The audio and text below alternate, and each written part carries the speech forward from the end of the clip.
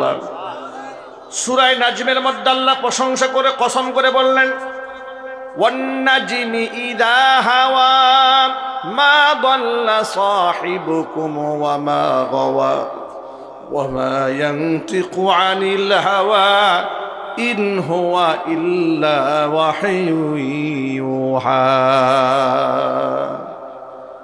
তারকারাজির কসম,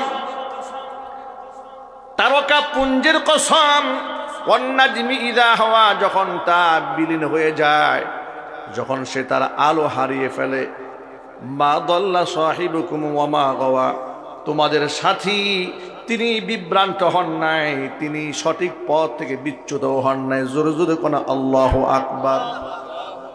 কত প্রশংসা আল্লাহ পাক তার রাসূলের করেন।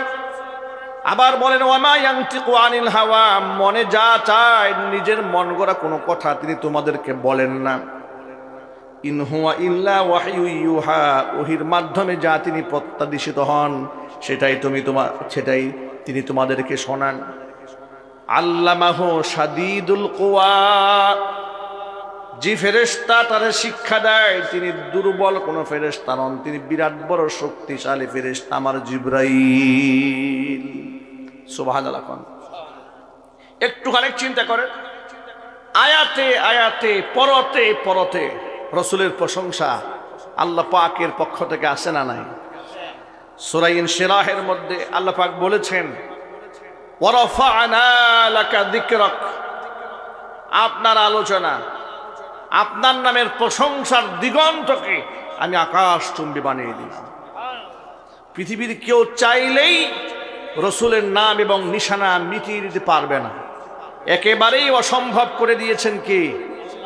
সবাই বলুন, কে করে দিয়েছেন? এত সম্মানের অধিপতি তিনি। কিয়ামতে আল্লাহ রাব্বুল আলামিন চার বারজাকের সুযোগ প্রদান করে বলবেন, ইরফা রাসাক,